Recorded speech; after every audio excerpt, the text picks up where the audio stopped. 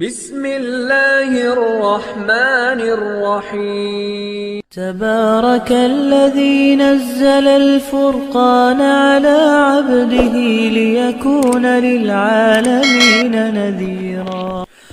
السلام علیکم ورحمۃ اللہ تعالی وبرکاتہ۔ میرا نام ہے قاری ابوبکر حیات اور میں آپ کو اپنے چینل پر خوش آمدید کہتا ہوں۔ آج ہم بھولے ہوئے قرآن کے حوالے سے، یا وہ میرے بہن اور بھائی جو قرآن کو یاد کرنا چاہتے ہیں لیکن کسی بھی دشواری کا ان کو سامنا ہے، تو آج ہمارے پاس ایک بہت زیادہ ماہر فن، وہ کہتے ہیں نا کہ اسلام زندہ ہوتا ہے ہر کربلا کے بعد، تو کشمیر کے اندر ایک غیر معروف جگہ پہ ان کا ماشاءاللہ حفظ کا مدرسہ ہے۔ جنگل میں منگل ہے بھائی، اخیر ہے۔ یقین جانے شہروں کے مدرسوں میں ہم بڑی مشکلات کا سامنا کر کے بچوں کو تلاش کر رہے ہوتے ہیں، وہاں انہوں نے ایسی جگہ پہ بھائی مدرسہ بنایا ہوا ہے، یقین جانے وہاں پہ جانور بھی رہتے ہوئے ڈرتے ہوں گے۔ چھوٹا سا مدرسہ ہے، وہی طالب علموں کا ہجوم، وہ مسجد فل، 2 کمرے انہوں نے بنائے وہ فل، اتنا طالب علم ان کے پاس کو حفظ کا پڑھتا ہے۔ ابھی انہوں نے ہم میرے مدرسے میں تشریف لائے تو یہ ماشاءاللہ تجوید کے طلباء کے ساتھ حفظ کے متعلق گفتگو کر رہے تھے، میں بہت زیادہ متاثر ہوا، تو میں نے کہا یار آپ میرے ناظرین کے سامنے بھی آپ حاضر ہوں تو ہم آپ سے کچھ سوالات کرتے ہیں حفظ کے متعلق۔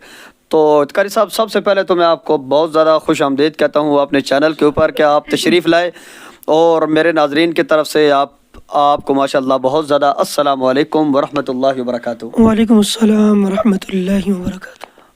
تو قاری صاحب، ہم زیادہ وقت آپ کا نہیں لینا چاہتے، سب سے پہلے ہم آپ سے یہ سوال کریں گے کہ پہلے جو 5 منٹ ہے وہ بھولے ہوئے قرآن کے حوالے سے بات کر لیتے ہیں، آخری جو 5 منٹ ہوں گے نا، وہ جنہوں نے حفظ نہیں کیا ہوا ہے یا حفظ کر رہے ہیں، وہ قرآن کو اگر یاد کرنا چاہتے ہیں تو اس کا طریقہ کار کیا ہوگا؟ قاری صاحب، بہت زیادہ لوگ جنہوں نے حفظ اس طریقے کے ساتھ کیا کہ سبق کر کے نکالا، یا سب کی نہیں سنائی، منزل نہیں سنائی، یا سب کچھ سنانے کے باوجود ان کا قرآن اب کاروباری لائن میں جا کے، بزنس لائن میں، یا دنیا کے اندر بعد میری بہنوں کی شادیاں ہو گئی ہیں، بچے ہو گئے ہیں، اب وہ اس لیول پر پہنچ چکے ہیں کہ قرآن ان کا بالکل بھول چکا ہے۔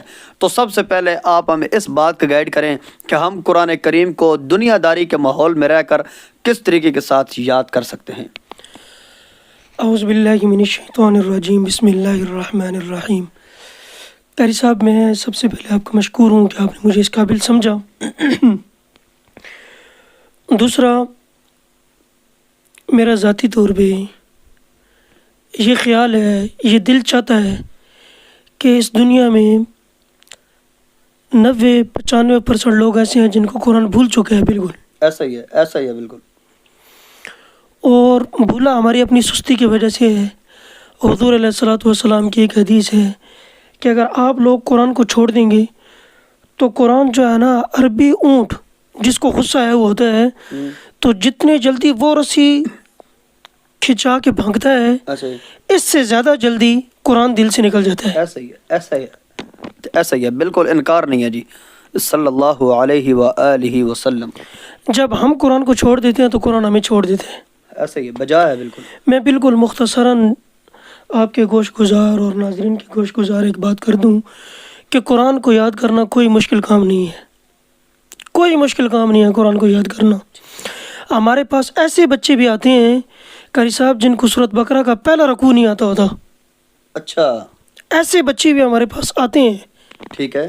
لیکن الحمدللہ وہ بچے جب ہماری کلاس میں آ کے بیٹھتے ہیں، ہم ان کو ٹریننگ دیتے ہیں، اپنے طریقے سے ہم ان کو چلاتے ہیں، جب وہ واپس کسی مدرسے میں جاتے ہیں وہ بھی دماغوں کو پکڑ کے بیٹھ جاتے ہیں کہ یار کیا کیا ہے ان لوگوں نے۔ حقیقت میں اس میں ہمارا کوئی کمال نہیں ہے۔ ماشاءاللہ، کیا بات ہے قاری صاحب، یہ تو ماشاءاللہ محنت ہے آپ کی، ماشاءاللہ جس طریقے کے ساتھ آپ بچوں پہ محنت کرتے ہیں۔ تو اب ناظرین، یہ قرآن کریم کو یاد کرنے کے حوالے سے کس طریقے سے یہ سمجھو کہ ہماری گفتگو سے فائدہ اٹھا سکتے ہیں، بھولے ہوئے قرآن کے حوالے سے کیا کہنا چاہیں گے آپ؟ میں بالکل اس کے متعلق مختصراً ایک بات عرض کر دوں کہ کچھ بھی نہیں کرنا، آپ نے دن کا 1 رکوع یاد کرنا ہے۔ ٹھیک ہے، یہ مشکل ہے؟ نہیں بالکل نہیں۔ 1 رکوع 1 دن میں یاد کرنا ہے۔ لے جی، 1 رکوع یاد کرنا مشکل ہے یا آسان ہے، یہ والا فیصلہ آپ نے کرنا ہے۔ ایک رکوع ایک دن میں یاد کر کے اس کو 2 نمازوں میں پڑھ دینا ہے۔ 2 نمازوں میں پڑھنے کا طریقہ کیا ہوگا؟ یعنی کہ 2 نمازوں میں ظہر اور عصر میں الگ الگ؟ ظہر اور عصر میں پڑھ لیں، یا آپ لوگ مغرب عشاء میں پڑھ لیں۔ 2 رکوع بھی پورے، ایک رکوع پورا نہیں پڑھنا، آدھا آدھا رکوع پڑھ لیں۔ ایک رکوع روزانہ تیار کرنا ہے اور 2 نمازوں میں ظہر اور عصر میں پڑھ لیں، یا 2 رکعتوں میں آدھا آدھا رکوع کر کے پڑھ لیں، ایسا ہی ہے؟ آدھا آدھا رکوع بالکل پڑھ لیں وہ۔ جی ٹھیک ہے۔ اگلے دن آپ پھر وہ رکوع یاد کریں، ٹھیک ہے؟ وہ جو کل یاد کیے جو کیا تھا پہلے وہی رکوع؟ وہ تو گزر گئے، ٹھیک ہے۔ وہ رکوع گزر گئے۔ اچھا اگلا رکوع؟ اگلے رکوع آپ نے یاد کرنا ہے۔ آپ وہ رکوع یاد کر کے اس رکوع کو اس دن آپ 2 نمازوں میں یا 2 رکعتوں میں جس طریقے سے بھی آپ کو آسانی ہو آپ اس کو پڑھیں، سنتوں میں پڑھ لیں۔ پھر جب وہ آپ 2 رکعتوں میں وہ رکوع پڑھ لیں، پچھلے والے رکوع کو بھی ساتھ ریوائز کر لیں۔ یہ جو رکوع پہلے یاد کیا وہ 2 رکعتوں میں پڑھنا ہے، اگلے دن جو دوسرا رکوع یاد کریں گے تو پھر رکھتے الگ، ایک رکوع میں ایک رکعت میں ایک رکوع، ایک رکوع پڑھنا اور دوسری رکعت میں دوسرا رکوع، ٹھیک ہے؟ دوسرا رکوع، تیسرے دن آپ نے اسی طرح تیسرا رکوع یاد کرنا ہے۔ تو اس کا خلاصہ یہ ہوا کہ دن کے اندر مثال کے طور پر عشاء کی 17 رکھتے ہیں، مثال کے طور پر عشاء کی 17 رکھتے ہیں، تو اگر ہر روزانہ ایک رکوع تیار کریں نا تو اس کا مطلب یہ ہوگا کہ ہر نماز کی ہر رکعت میں ایک ایک رکوع اگر پڑھیں تو آپ سمجھ سکتے ہیں کہ دن میں کتنی رکعتیں ہم نماز کی پڑھتے ہیں۔ ہر رکعت کے اندر اگر الگ الگ رکوع ہم پڑھیں گے نا، ایک ایک رکوع تیار کرنا ہے روزانہ، ہر رکعت کے اندر اگر الگ الگ رکوع اگر ہم پڑھنے لگ جائیں ایک، اس حساب سے تو قاری صاحب ایک مہینے کے اندر نمازوں میں آدھا قرآن پڑھ لیتا ہے بندہ، آدھا قرآن پڑھ لیتا ہے بندہ، بالکل ایسی ہے۔ سبحان اللہ۔ لو جی، یہ تو کام بہت آسان ہو گیا بھائی۔ ایک رکوع روزانہ تیار کرنا ہے اور اس ایک رکوع کو روزانہ کی نماز میں ایک رکعت میں پڑھنا ہے، سمجھ آیا؟ ایک رکوع آج تیار کیا اس کو 2 رکعتوں میں پڑھیں، پھر اگلے دن جو رکوع آپ تیار کریں گے 2 رکعتوں میں ایک رکعت میں ایک رکوع، دوسری رکعت میں دوسرا رکوع، پھر جیسے جیسے آپ یاد کرتے جائیں گے نا، آپ نے وہ تمام جو آپ کی منزل ہوگی جو تیار آپ نے کی ہے اس کو ہر نماز کے اندر آپ نے لوٹانا ہے۔ اس کا مطلب یہ ہوا کہ فجر کی نماز کی سنتوں کی رکعت سے لے کر عشاء کے نفلوں تک، یہ تو میرے خیال میں دن کے 2-2.5 سپارے بنتے ہیں روزانہ۔ اس طریقے کے ساتھ تو ماشاءاللہ بہترین قسم کا سب گردان کر سکتا ہے بالکل بندہ۔ ایسی ہے۔ اور پھر جمعرات والے دن یا جمعے والے دن جی ٹھیک ہے، صلاۃ و تسبیح کی نیت کر لیں تو بہت اچھی بات ہے یہ۔ یہ دیکھیں مطلب یہ ہے کہ قرآن یاد ہونا نفلوں میں ہی ہے، تو نفلوں کے اندر ہی قرآن کو تیار کرنا ہے ہم نے، تو نفلوں کے اندر قرآن پڑھنے کی جب عادت بن جائے نا تو ایسا قرآن یاد کیا ہوا بھولتا نہیں ہے، ایسا یہ کر سکتے؟ بالکل ایسی ہی ہے۔ صلاۃ و تسبیح کی نیت کر لیں، یا جمعرات والے دن فجر کے بعد، یا دن کو کسی ٹائم آپ کو ٹائم مل جائے، زور سے پہلے یہ کام کرنا ہے۔ ٹھیک ہے۔ آپ نے جو بھی ایک ویک کی منزل یاد کی ہوگی قرآن ساتھ رکھ کے آپ نے کھڑے ہو جانا ہے۔ اب آپ نے جو سنتوں میں پڑھا ہے وہ تو آپ نے آرام سے پڑھے، اب نفلوں میں آپ اس طریقے سے پڑھیں گے جس طریقے سے امام نماز پڑھاتا ہے یا پھر تراویح کی نماز پڑھی جاتی ہے۔ یہ لو جی، جو 1 ویک کے اندر آپ نے یاد کیا نا، ایک ہفتے میں، اس ایک ہفتے کی منزل کو جمعرات کے دن زور اور عصر کا جو ٹائم ہے، اس ٹائم کے درمیان آپ نے نفلوں کے اندر وہ سارے ہفتے کی منزل کو 2-4 نفلوں میں پورا کر دینا ہے۔ فجر اور زور کے درمیان، فجر اور زور کے درمیان، فجر اور زور کے درمیان جب بھی آپ کو ٹائم ملے آپ نے نفلوں کے اندر اس پورے ایک ہفتے کی منزل کو دہرا دینا ہے، ایسے ہی کر سکتے؟ بالکل ایسی ہی ہے۔ چلیں جی، یہ تو بہت کام آسان ہو گیا بھائی۔ جو بھولے ہوئے قرآن کے حوالے سے لوگ میرے ساتھ رابطے میں ہے نا، کر صاحب ہمیں قرآن یاد نہیں ہے، تو بھائی ایک رکوع یاد کرنا کوئی مشکل کام نہیں ہے۔ اگر ایک رکوع آپ تیار کر سکتے ہیں تو اس کو نمازوں کے اندر کس طریقے کے ساتھ ہمیں پڑھنا چاہیے، یہ ماشاءاللہ قاری صاحب نے یہ بہت بڑے ماہر فن ہے، میں آپ کو بتا نہیں سکتا۔ عمر اگرچہ چھوٹی ہے لیکن تجربہ کئی سالوں کا ہے، بہت زیادہ تجربہ رکھتے ہیں، اور کئی بچے انہوں نے کشمیر کے اندر ایک ایسی جگہ پہ مدرسہ بنا کے کامیاب کر کے پوری کشمیر کے اندر رمضان کے اندر بچوں کو ٹرانسفر کرتے ہیں، میں آپ کو بتا نہیں سکتا۔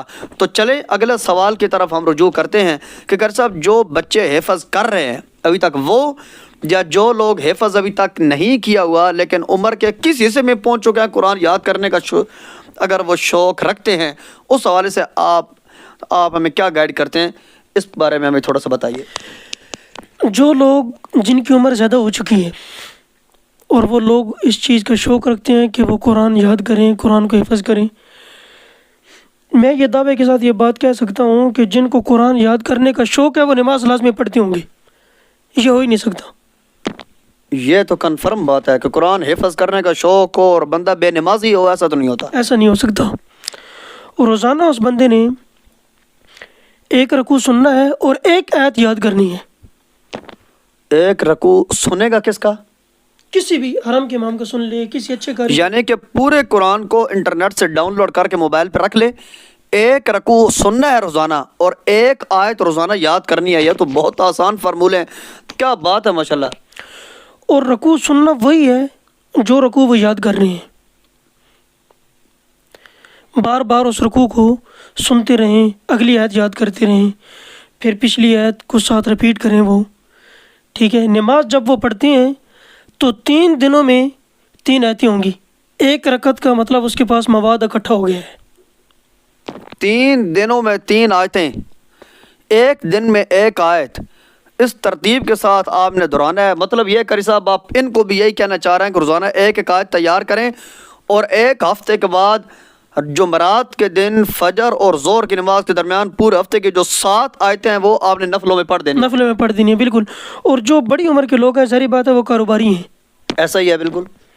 پھر ان لوگوں نے فجر کی سنتوں میں اگر پڑھ لیں تو نور و علی نور ہے۔